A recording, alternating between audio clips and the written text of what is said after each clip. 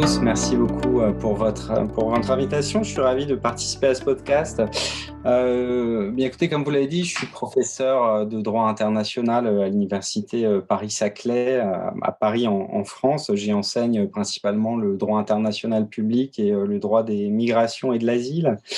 Dans cette université, je dirige la Graduate School de droit et je co-dirige le Master 2 de droit international et européen des droits fondamentaux, ce qui finalement résume assez bien mes préoccupations, c'est-à-dire à la fois le droit international lié aux questions de droits fondamentaux et en particulier les aspects relatifs aux migrations, aux demandeurs d'asile, aux réfugiés, mais plus largement à tout ce qui touche les questions de frontières et de territoires.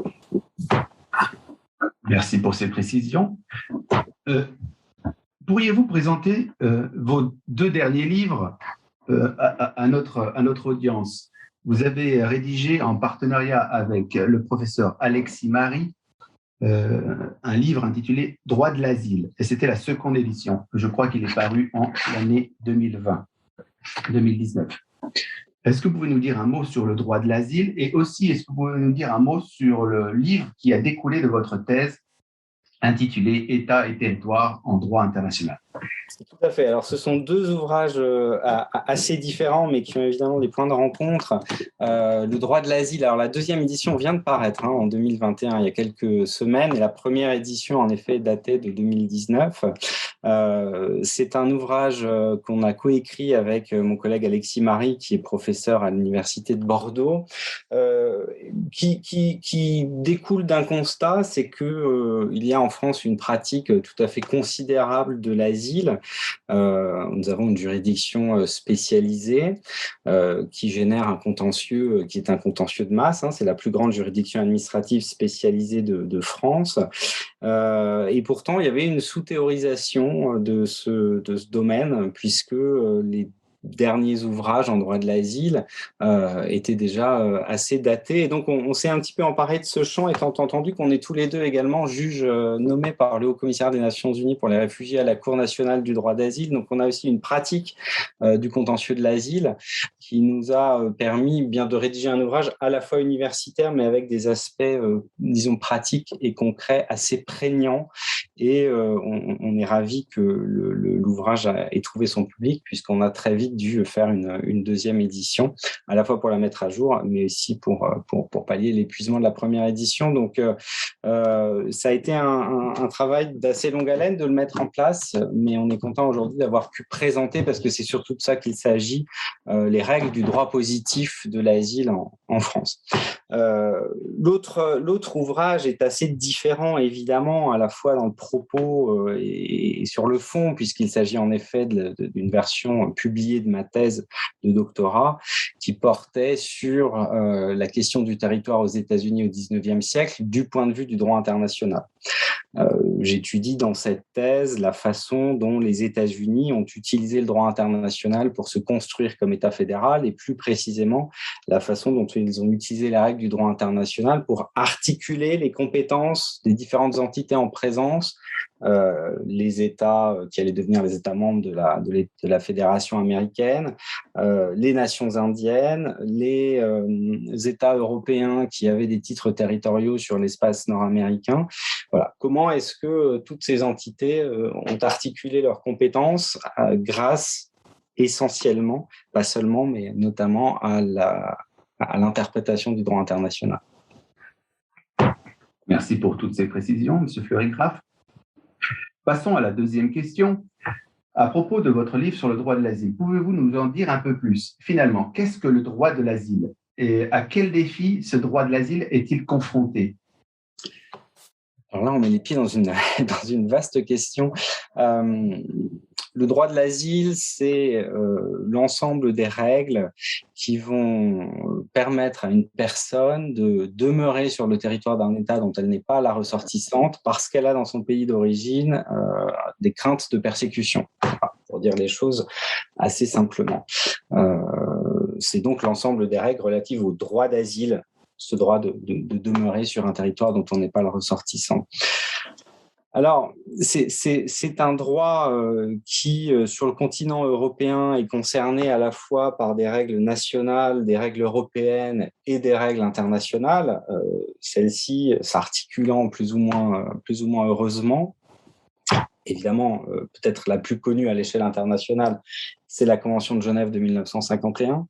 Mais on a tout un régime aussi spécifique sur le continent européen, le régime d'asile européen commun composé d'un ensemble de directives, de règlements qui viennent préciser et harmoniser l'interprétation de la Convention de Genève à l'échelle des États membres de l'UE, qui vient aussi ajouter certaines protections spécifiques qui ne sont pas prévues par la Convention de Genève, et puis ensuite tout un corps de règles nationales sur notamment les procédures, les délais, mais également évidemment les droits des migrants, les droits des demandeurs d'asile et le statut des réfugiés. Alors les enjeux aujourd'hui de ce droit sont évidemment multiples. À l'échelle européenne, c'est de parvenir à une entente entre les États membres de l'UE sur cette question de l'asile qui génère de fortes tensions. Les États européens ont bien du mal à se mettre d'accord sur une politique commune en la matière, si bien que la seule politique sur laquelle ils sont d'accord, c'est finalement le contrôle aux frontières extérieures, avec ce que ça peut engendrer comme pratique. On a eu récemment des exemples de pratiques illégales avec notamment des refoulements contraires à la Convention de Genève, contraires au droit européen. Des violences également à l'occasion de ces refoulements. Donc ça, c'est un premier enjeu, c'est réussir à l'échelle de l'Union européenne à un accord entre les différents États membres. L'autre enjeu, qui est peut-être un vœu pieux, mais enfin qui reste un enjeu assez central néanmoins, c'est d'essayer de faire que ce droit de l'asile soit un peu moins hystérisé dans le débat public, si je peux dire les choses comme ça. On est dans une période de pré-campagne électorale en France, puisque les élections présidentielles auront lieu en 2022. Il y a comme ça un certain nombre d'enjeux électoraux dans un certain nombre de pays de l'Union européenne. Or, toutes ces campagnes électorales génèrent des propos politiques assez démesurés sur l'asile, qui est souvent présenté comme un problème majeur au sein de l'Union européenne, alors qu'il n'en est pas un. On a des chiffres au sein de l'UE qui sont bien moindres que dans d'autres pays ou sur d'autres continents. À l'échelle, si on dézoome un petit peu, à l'échelle internationale, l'enjeu pour l'asile,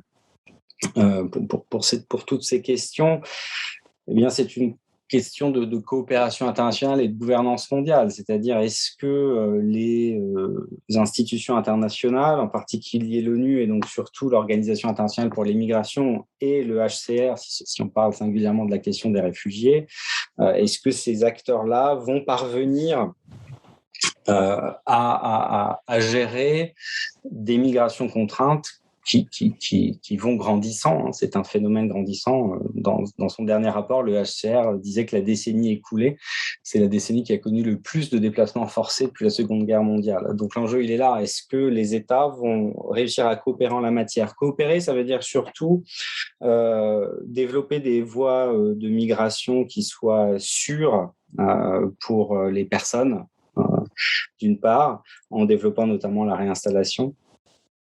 C'est-à-dire un mécanisme qui va permettre, que vous connaissez très bien, je pense, sur le continent nord-américain, beaucoup plus qu'en Europe, où on fonctionne moins sur ce système-là, où les personnes sont amenées directement parce qu'elles ont droit à une protection sur le territoire de l'État d'accueil. Réussir aussi, parce que c'est un enjeu, à permettre aux personnes qui n'ont plus besoin de protection de rentrer dans leur pays d'origine, mais de rentrer dans des conditions qui soient des conditions, là encore, sûres, régulières, qui leur permettent une bonne réintégration dans leur pays d'origine. Voilà un petit peu, je pense, globalement dresser le portrait des enjeux sur ces questions de droit de l'asile. Merci. La Commission européenne a proposé un nouveau pacte sur la migration et l'asile l'année dernière. Comment interpréter les dispositions de ce nouveau pacte et même l'existence de ce nouveau pacte? Est-ce que ça va changer la situation?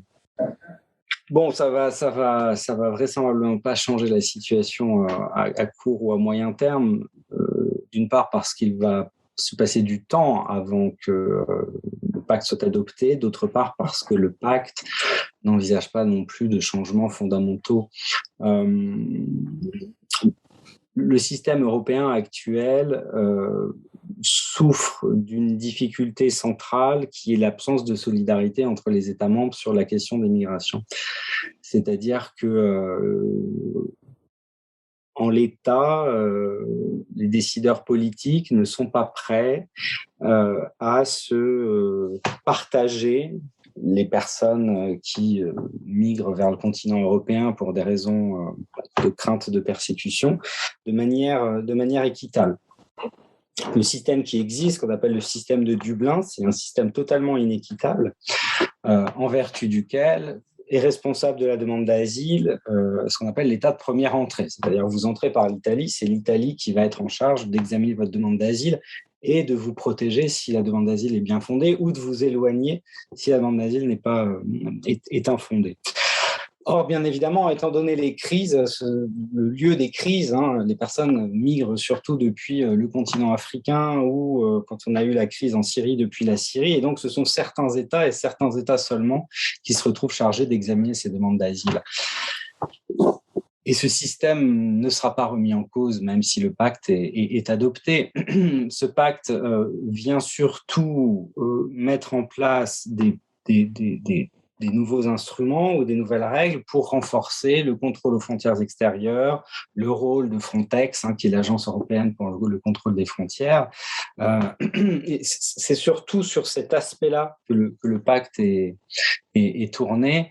Et donc finalement, quand bien même il serait adopté, il n'irait pas vers cette nécessaire solidarité, il n'irait pas vers un véritable système européen d'asile, ce qui supposerait notamment que l'on ait une agence européenne de l'asile qui décide si une personne a le droit au statut de réfugié ou non, ce statut étant ensuite valable sur l'ensemble du territoire des États membres de l'UE. Or, ce n'est pas du tout le cas actuellement. On a des procédures qui restent nationales, on a des instances qui restent nationales, si bien qu'on a des taux de protection qui sont extrêmement différents.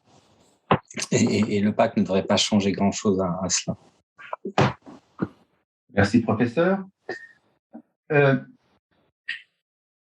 Depuis une dizaine d'années ou une vingtaine d'années, certains politistes ou certains juristes parlent de ce processus de gouvernance intégrée des frontières, ou en anglais Integrated Border Management. Vous venez de faire une allusion au renforcement du contrôle aux frontières extérieures par ce nouveau pacte. Est-ce que vous pouvez nous en dire un peu plus sur cette technique du management intégré des frontières extérieures? Qu'est-ce que ça veut dire?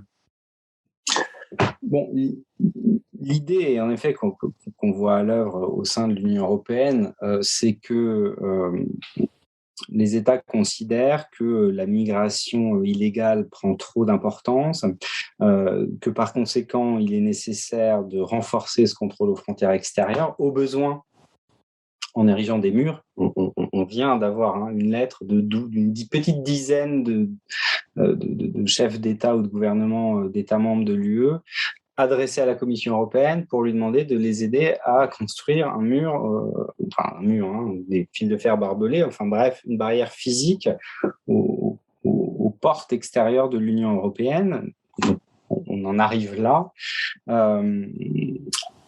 Et donc, l'idée de contrôle intégré des frontières, de frontières intégrées, de gestion intégrée des frontières, c'est précisément d'avoir une gestion des frontières avec l'aide de l'Union européenne, voire directement opérée par des agents de l'Union européenne.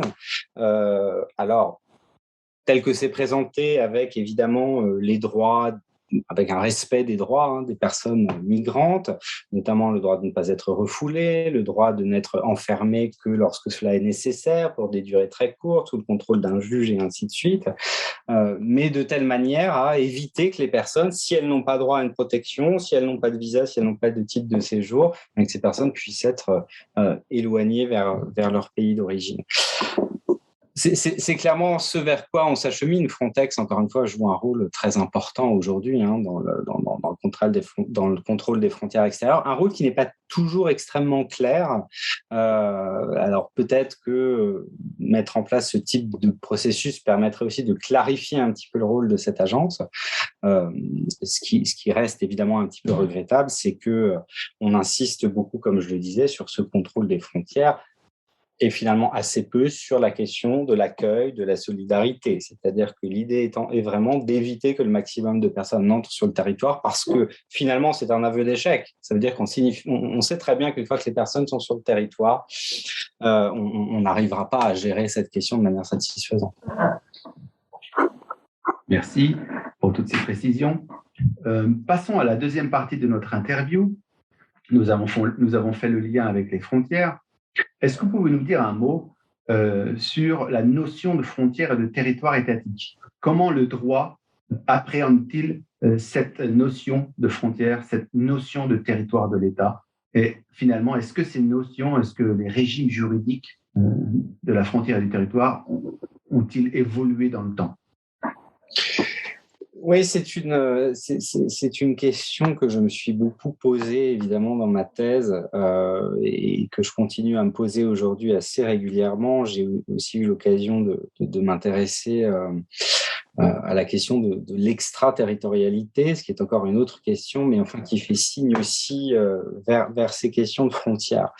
Bon, assez classiquement, la frontière en droit international, c'est la ligne imaginaire, fictive, qui marque le domaine de validité du pouvoir étatique, le domaine de validité des normes.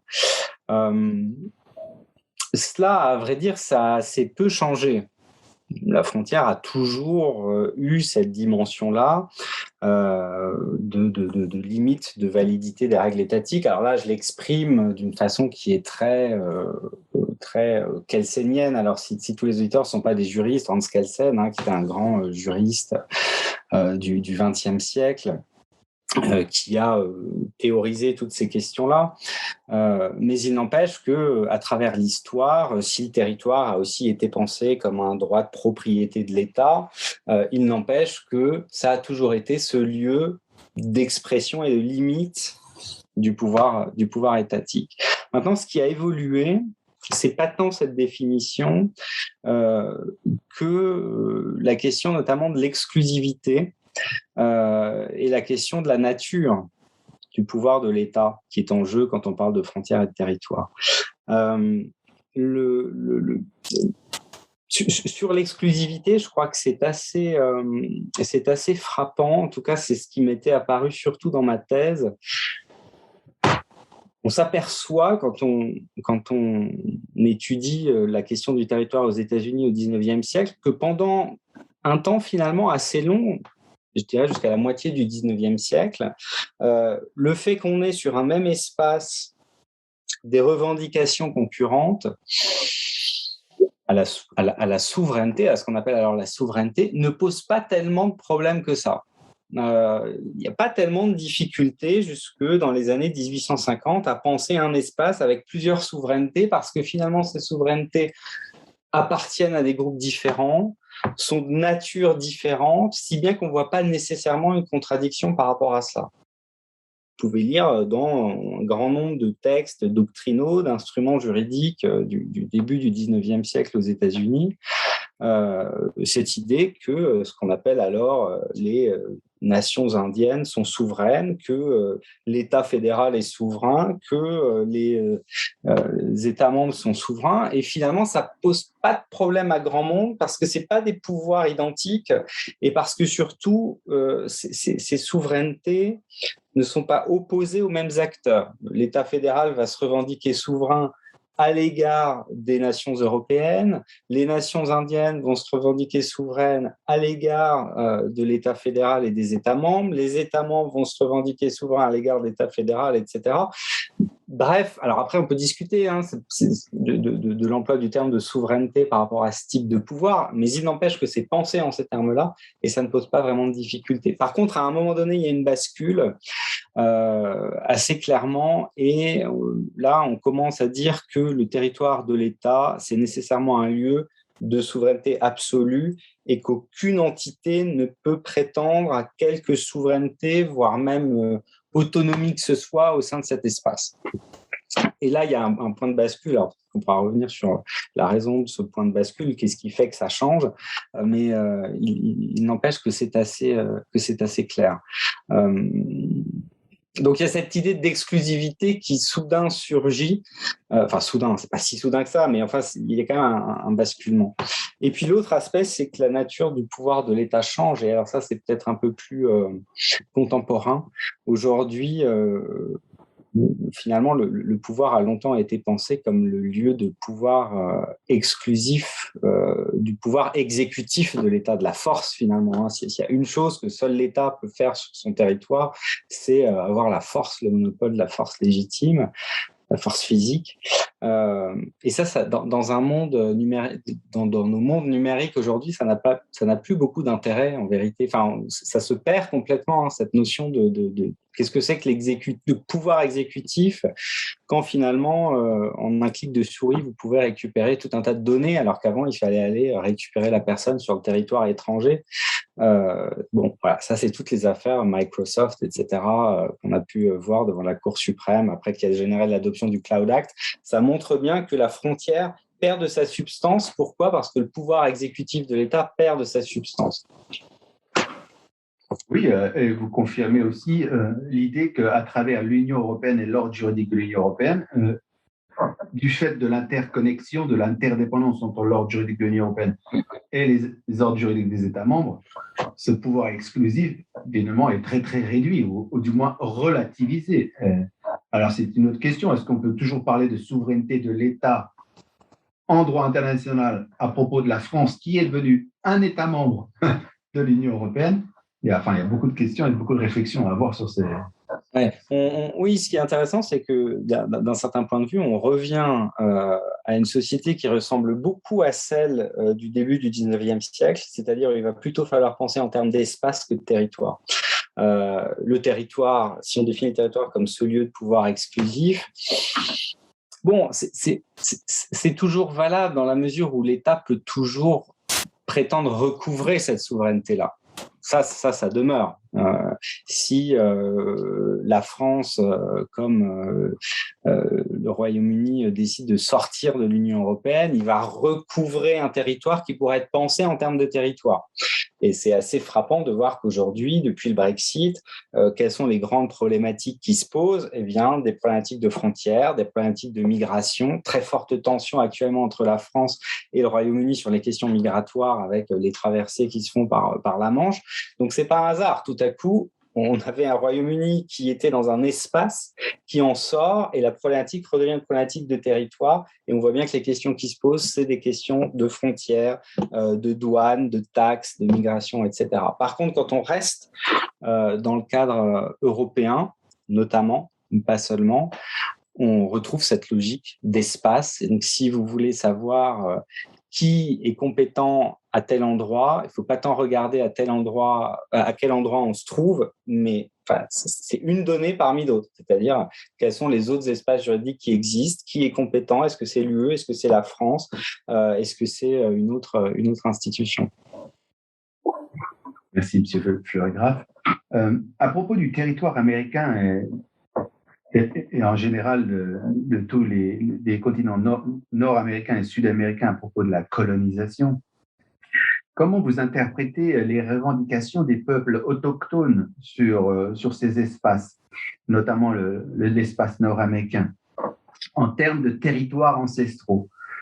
Non, mais enfin, il faut bien faire quelque chose. C'est-à-dire que si on pressent qu'il y a un fondement juridique valable, il faut bien lui donner des suites. Et je crois que ce qu'ont fait les cours de justice ces dernières années, c'est précisément faire droit à ces instruments juridiques. J'entends par là reconnaître, peut trouver aujourd'hui une solution dans ce type d'aménagement-là, c'est-à-dire qu'on va reconnaître que certains espaces sont des espaces qui sont ceux de peuples autochtones, au sein desquels on va donc avoir des compétences spécifiques qui s'appliquent et où l'État ne pourra pas intervenir. C'est en ce sens que s'inscrivent d'ailleurs les instruments juridiques qui ont pu être adoptés à l'échelle internationale du type de la Déclaration pour les droits des peuples autochtones, qui justement reconnaît cette relation spécifique de ces peuples à la terre et invite, puisque cette déclaration n'est qu'une invitation, n'est qu'une recommandation, donc recommande aux États de faire droit à cette relation spécifique en reconnaissant ces droits particuliers. Évidemment, ça soulève des tensions qui peuvent être extrêmement importantes. Toutes les légitimes par leur existence même sur ce territoire. Comment articuler les deux légitimités, la légitimité de la souveraineté moderne de l'État avec la légitimité de la souveraineté ancestrale des Premières Nations ou des nations tribales américaines? Comment articuler ces deux légitimités?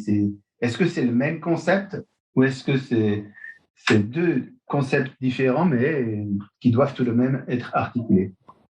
Non, je pense que c'est deux concepts extrêmement différents. Encore une fois, je ne voudrais pas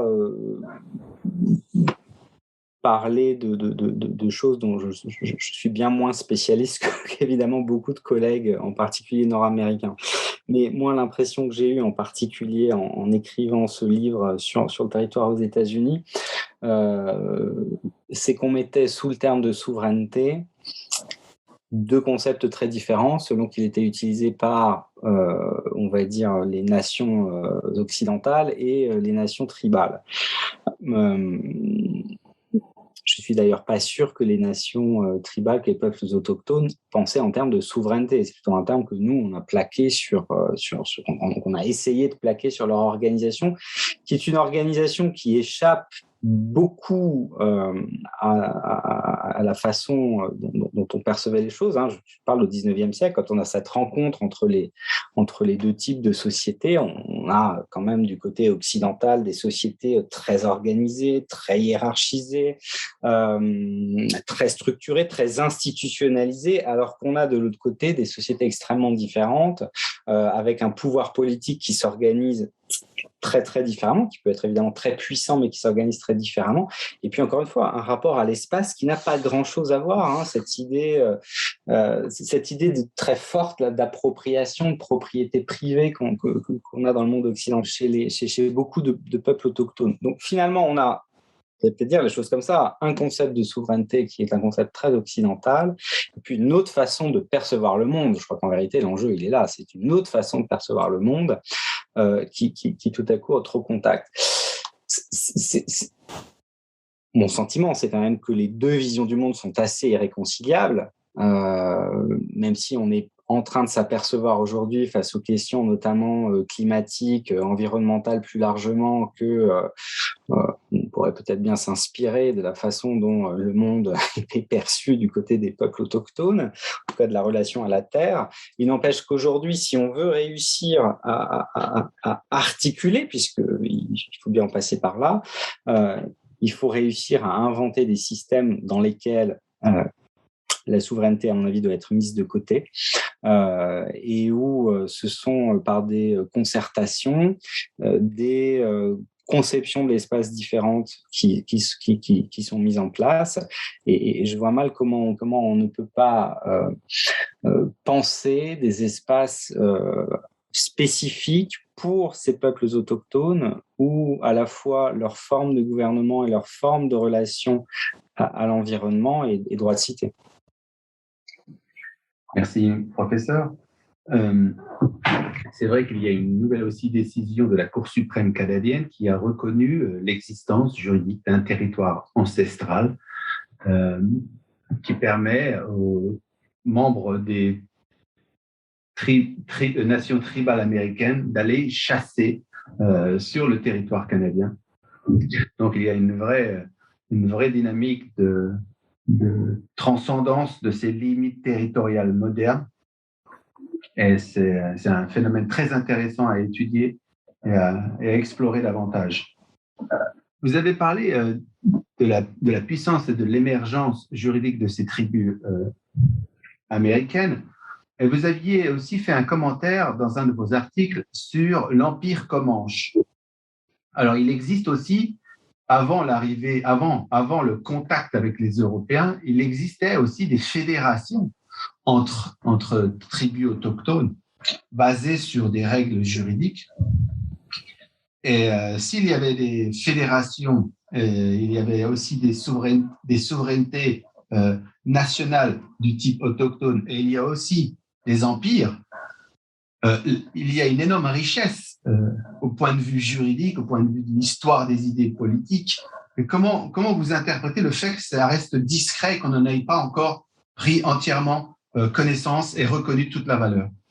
Oui, alors il y a quand même eu un mouvement assez important sur, je ne sais pas, un mouvement doctrinal, un mouvement de réflexion théorique sur la question de l'Empire, qui a quand même généré ces dernières années pas mal de commentaires, pour ce que j'en sais aux États-Unis comme en France, mais probablement pas uniquement, à propos de cette notion de souveraineté qui permet de se passer de la question de la souveraineté et de penser les relations entre des entités et entre des hommes de manière différente.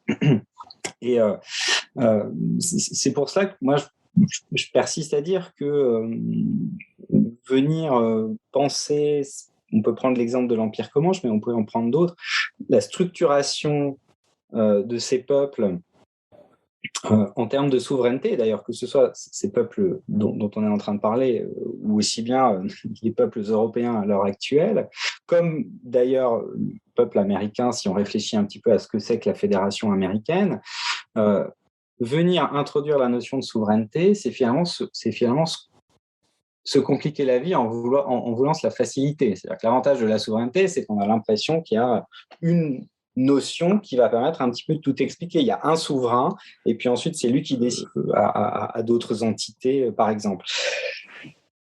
Donc ça a l'air simple, mais en vérité, on complexifie la chose parce qu'on fait plus une théorie de la réalité. On plaque un concept et on nie complètement la complexité de la réalité. Alors que si on essaye d'étudier les choses plus précisément, sans a priori conceptuel, on va s'apercevoir que on ne peut pas penser les choses en termes de souveraineté, que tout dépend de relations qui vont être extrêmement complexes. Alors, par exemple, si on prend l'Empire Comanche, non seulement ce sont des relations complexes entre les entités qui constituent cet empire-là, mais ce sont aussi des relations complexes entre les individus qui constituent les entités qui constituent l'Empire Comanche, et puis ce sont encore des relations plus complexes entre les États-Unis et les relations avec l'Empire Comanche et les États membres de la Fédération américaine, etc. Donc, c'est infiniment plus compliqué que de dire souveraineté, c'est sûr, mais c'est aussi infiniment plus riche, et ça montre que, pour revenir aussi peut-être à la question que vous me posiez auparavant, on arrive avec un concept qu'on veut plaquer sur une réalité qui est différente, ça ne fonctionnera pas.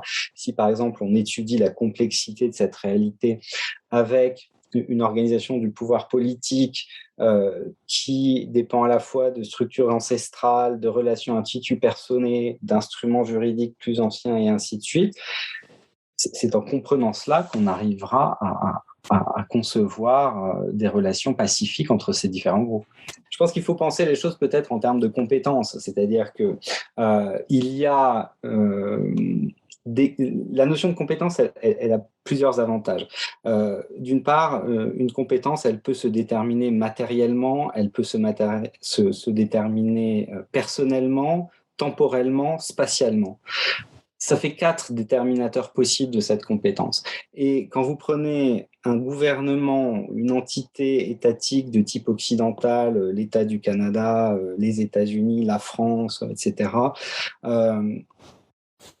le fait d'exercer certaines compétences les intéresse en général plus que d'exercer d'autres compétences. De la même manière, je pense que chez ces entités dont on parle, tribales, autochtones, peu importe comment on les appelle, elles sont très attachées à certaines compétences, elles sont beaucoup moins à d'autres. Et donc, c'est en articulant ces différentes compétences, ces différentes revendications, ça c'est quelque chose que que le terme, que l'anglais, je trouve, porte mieux que le français, le terme de claim. C'est un terme auquel on n'est pas beaucoup habitué en français, mais en anglais, quand on va parler de territorial claim, on a cette idée de revendication qui, à mon avis, est importante.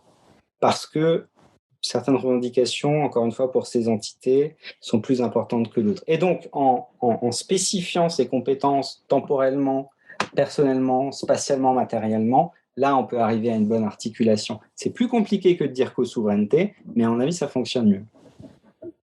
Merci, professeur, pour toutes ces précisions. Nous arrivons à la fin de cette interview. Monsieur Fleury-Graff, merci beaucoup pour cette intense réflexion, pour cette interview podcast Borders in Globalization. Aujourd'hui, nous étions en présence de Thibault Fleury-Graff, professeur d'université en droit public en France. Nous avons parlé du droit de l'asile, nous avons parlé des frontières et des transformations de la notion de territoire. Merci, professeur, pour avoir répondu présent. Merci à l'équipe de production. Rendez-vous au prochain numéro, au prochain podcast. Merci beaucoup.